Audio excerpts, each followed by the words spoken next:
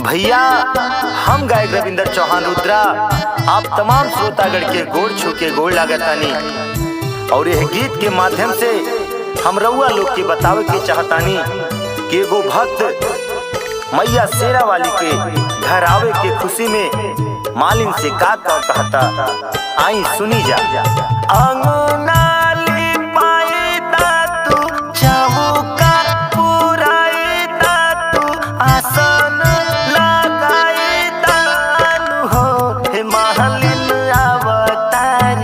मैया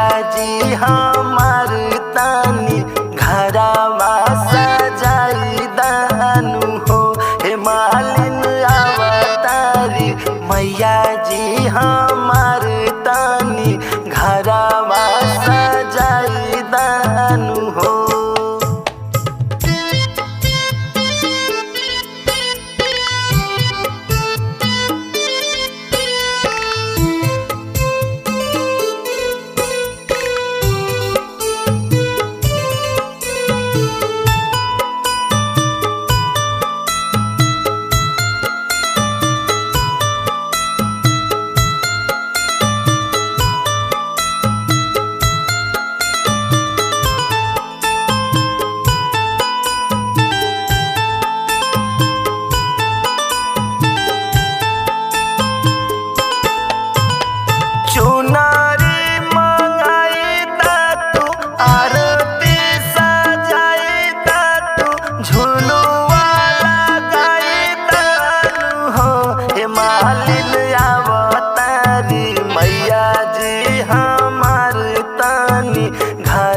घरवा सजाई दानु हो हे मालिन अवतारी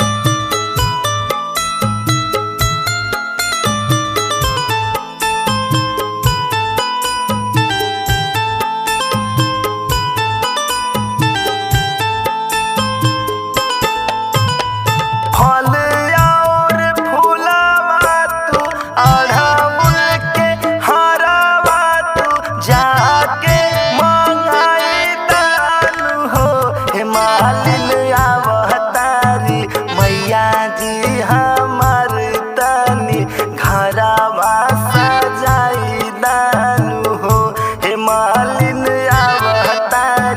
मैया जी हमार तानी घरवा सजाई दानु हो।